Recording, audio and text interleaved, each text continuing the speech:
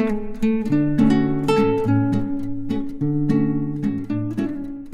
bye. Kaya ako, mamaya na lang.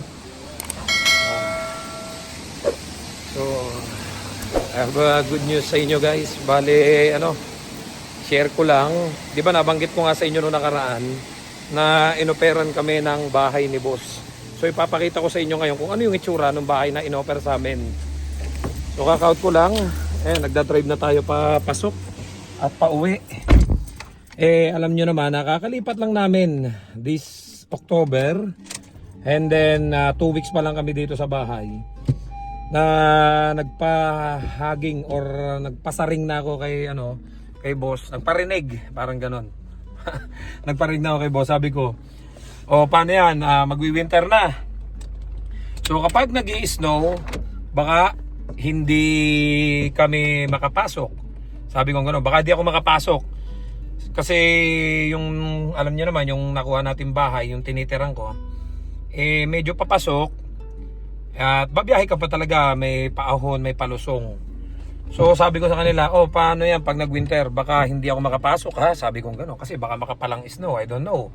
So pero kung susunduin nyo ako, sabi ko gano'n sa kanila. Nung time kasing yun, dito yung mag-aama, si boss, yung dalawa niyang anak na lalaki. So sabi ko sa kanila, kung susunduin nyo ako, papasok ako. Pero kung hindi nyo ako susunduin, hindi ako papasok. So wala kayong milker.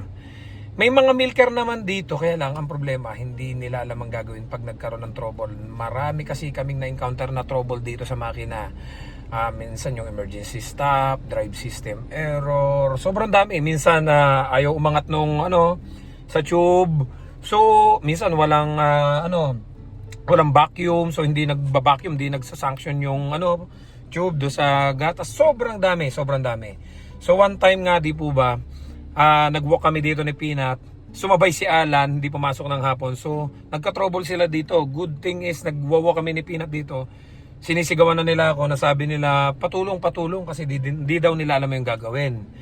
So siguro yun yung reason why nagulat kami. Kasi alam nyo naman na matagal ko nang sinasabihan si boss na yung family ko is parating na, baka may ma-offer ka sa aking bahay para mas makamura, mas makasave. Kasi alam nyo naman tayo, dito sa Abbotsford, even sa Vancouver, mas mahal ang renta dyan. So dito nagre-range ng 1,500 to 2,000 yung 2 bedroom 1 bathroom dito sa dito lang sa amin sa Abbotsford. Tapos pa yan, may mga yung iba, bukod pa ang utilities. Ang tagal ko naghahanap ng bahay, kaya alam ko kung saan ako mas makakatipid. I'm gonna show you guys yung bahay na ino-offer sa amin. Nung una, hindi madaling magdesisyon, pero nakapagdesisyon kami ng padalos-dalos ni Alan. Ayun si Alan na pauwi na rin. And maglilipat na siya ngayong mamayang hapon. Yan, di ba? Dito kami nakatira before nung solo-solo pa kami. So, itong dulong to, pakita ko sa inyo. So, park lang tayo dito saglit. Yan. So, sa matatagal na nating subscribers, alam nyo na ilang taon din akong tumira dyan sa taas. Kami nina Johas, nina Alan. And then, ayan lang yung farm. So, walking distance lang. So, ito yung in-offer sa aming bahay. Yan. Nung minsan, dumating si boss. Kita ko sa inyo. Yan. Ito ay shortcut papunta doon sa bahay namin. So, ito yung in-offer sa aming bahay. Ito ko sa inyo, guys. Yan. Napuksan natin ilaw. Yan. So, may rep na. Merong stove. I think, ayan, mayroon na rin tong exhaust. Then, meron na rin microwave. May cabinet. May kitchen. Ito yung likod. Yan, likod din namin. Yung maisan, ayan. Kita nyo din naman, di ba? Yung maisan. So, ayan, may cabinet. Meron din dito. Ayan, yung dishwasher na automatic. Yan. So, may 2 rooms. Ito, mas malaki tong isang to. Yan. So, yan. Di ba, dito tayo nagwa-walk kay Peanut. Yan. Yan, din dito yung yung madalas kami naglalaro ni Peanut. Ayan yung highway lang. Then, kung nakikita nyo, isuzoom ko lang Yun, doon kami nakakuha ng bahay. Doon nakatira si na Kuya sa may Eagle Mountain. So ito yung mas malaking room. Ayan. May closet. And then, meron din ditong small room. Yan, small room na may bintana. Ang likod ay yung paring maisan. Yan. Ito ang kanyang stock room. Yan, mini stock room to. And then meron na ditong washer and dryer. And ito yung kanyang yan, washroom. And then dito naka-install yung yan, yung heater. Pwedeng gawin ding stock room to. So, ito yung inoffer sa amin ni boss. Diba ang lawak? Good deal na to. Sa totoo lang. The only problem is nung ibinigay sa amin to ni boss, on the spot. So, parang nakapag-desisyon kami ni Alan ng mabilisan. So, sabi namin, magkano mo ibibigay sa amin tong bahay? So, binigay sa amin ng 500. Dalawa kami ni Alan. So, sabi ko, nung nakinig namin ni Alan yung 500, bigla kaming napa-oo. Pero ang mangyayari pala, dito sa 2 rooms na to, 1 room, 2 rooms, 2 pamilya kami. So, 500 sa akin, 500 ka Alan, 2 pamilya kami titira dito. So, napa-oo kami nung oras na yon. And then, nung habang pauwi na kami, bigla kaming napaisip. Kasi sabi namin, paano natin pagkakasyahin yung gamit natin? Can you imagine? Sabi ko nga kay Alan, sa'yo na lang. Sa'yo na yung malaking room, amin na itong maliit. Kaya lang sabi ko, paano kami titira dito sa maliit na kwarto? Sabi kong ganun. Hindi kami magkakasya. And then, marami na akong gamit. Shared kitchen, shared washroom, 2 pamilya, 1 washroom. So, parang napaisip ako. So, nung time na yun, nung in-offer sa amin yung bahay, pag uwi namin sa bahay, sa kanya-kanya namin bahay, sabi ko kay Alan, kinausap ko siya. Sabi ko, Bay, mukhang nakapag-desisyon yata tayo ng mabilisan. Kasi sabi ko, alam ko marami ka na rin gamit kasama yung pamilya ko. And then ako, marami na rin akong gamit kasama yung pamilya ko. So, paano natin pagkakasyahin yung gamit natin dyan? So, anong nangyari? Kinausap ulit namin si boss, gumawa ako ng plano, which is ito yung plano, and then sinabi ko sa kanya yung naisip ko, na mangyayari magkakaroon ng konting arrangement, yung iba dito, i-compress, may mga available rooms pa sa taas para sa mga workers na solo. Kinuha niya yung plano, tumawag siya ng contractor, then nung the following day, hindi na siya nag-update sa amin.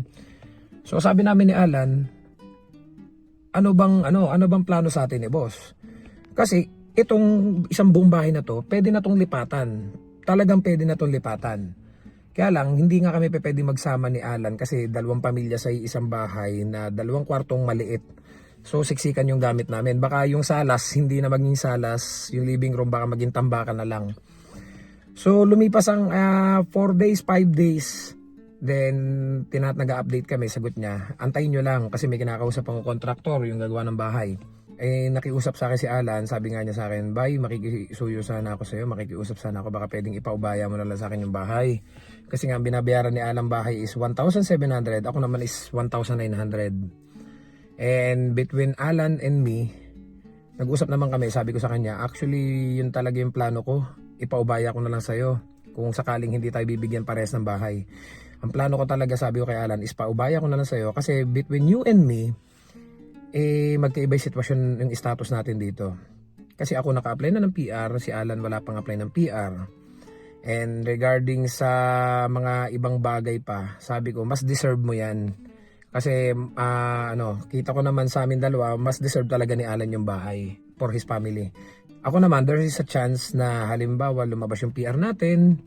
So kung hindi ako ma-opera ng bahay na ganito, kukuha na lang ako ng trabahong mas mataas yung rate para matugunan yung kakulangan na ibabayad natin doon sa bahay na mataas yung binabayaran natin. So yun na lang yun, sabi ko, ayoko naman maging gahaman, makikipagdikdikan pa ako para, akin to, ayokong ipaubaya kay Alan, ayoko naman ng ganon. So nag-usap na kami ni Alan, sabi ko kay Alan, kausapin mo si boss, kinausap ko na si boss, sabi ko, kung talagang walang chance na mabigyan tayo pares ng bahay, so sayang naman tong bahay kaysa kung saan mapapunta, sa'yo na lang i-offer. Kaya lang nung kinausap namin, at kinausap din ni Alan ng personal si boss, ang sagot, antay-antay lang kayo. And then ngayon, ito na. Dumating kanina si boss, pakita ko nga pala sa inyo.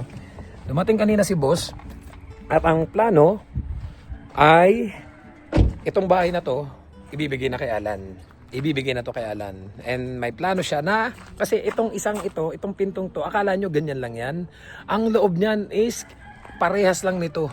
Ito, ang pinto ng bahay ni George. So ito, garahe pa lang to. Yung pinakang likod niyan, yan, napakaganda din niya, napasok ko na yan. So, ito at ito walang pinagkaiba. Mas bagong gawa pa to. So ang plano ni boss ipagpapagawa ako ng bahay dito sa loob nito. So ang mangyayari, i-divide pa to, another bahay para naman sa family ko. So sabi ni boss, bigyan mo lang ako ng 6 weeks pagagawa natin yung bahay na yan. I don't know kung abutin ng 6 weeks or more than 6 weeks. So dito daw kami titira. So dito si Alan, dito si George sa loob, dito kami. So malaki yan, mas malaki pa yan compare dito. So nangyari, kung dito kami titira, dito si George, dito si Alan, dito yung mga worker na solo-solo. Diyan na, dito yung dalawang Meksikano, na yan yung mga Meksikano, halo-halo na Meksikano, Guatemala, Nicaragua. So sama-sama na dyan. Mas maganda, dahil kahit papano, maglalakad na lang ako. Ito yung magiging parking ko, ito yung magiging parking ni Alan, ito yung magiging parking ni George. Well, for me, hindi siya ganun ka good deal. Sabi ko nga kay Alan, nag-uusap kami, hindi siya ganun ka good deal. Dahil unang-una, sabi ko, hindi na 500 yung inoffer sa amin. Alam nyo kung magkano na. Sabi nga niya, 500 i-offer ko sa inyo kung magsasama kayo dyan sa bahay na yan. Which is, isang room bawat family. So, mahirap yon. Kasi unang-una, we need a privacy. Sabi kong ganon. So, nangyari, tinaasan yung yung bayad, yung renta. Alam niyo kung magkano? Binigay sa amin ng 1,000. Sa totoo lang, para sa akin, that is not a good deal. Kasi alam niyo, yung renta namin dito, nung diyan kami nakatira, solo-solo, is 120. So sabi ko, kung times 3 na tao yung titira, that would be 360. Sabi ko, okay na ako sa 500. Kaya lang, ang inisip ko na lang is yung mga good side. Like for example, hindi na ako magdadrive. So less gas. Iwanan ko na yung sasakyan dito, maglalakad na lang ako papasok. Pangatlo, kalahati na wala sa renta ko. From 1,900 naging 1,000. So makakasave ako ng 900. Pangapat, unlimited na yung kuryente namin. Bagong-bago yung ipagagawa sa aking bahay. Tsaka walang mga restrictions. Pwede akong magpatulog, pwede akong mag-imbita ng bisita, pwede akong magbutas-butas, magsabit ng kung ano-ano. Madaling magkumpleto ng gamit. Napakarami kong gamit. Yung ibang gamit, pinamigay ko na. So marami akong tinitingnan na good side. About sa bad side, I need to stay here in this farm. Sabi ko nga po sa inyo dati, magbabago ang plano natin kung may mga good deal na kagaya niyan. So for me, this is not 100% good deal, pero para sa akin, it is. Kasi unang-una, kaya nga nasabi ko sa inyo, wala kaming mga dental dito, extended healthcare or ganon. So, my plan B is to get a private health insurance, sabi kong ganon. Or, may mga advice sa akin yung mga, may mga kaibigan natin dito, sina kuya, mga families natin. Families ko na yung mga yan eh.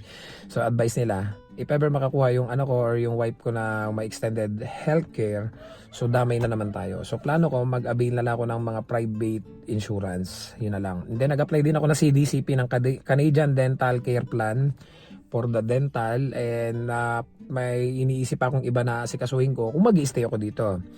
And I need to stay here. Kasi syempre, bilang pagtanong na pagpapagawa tayo ng bahay.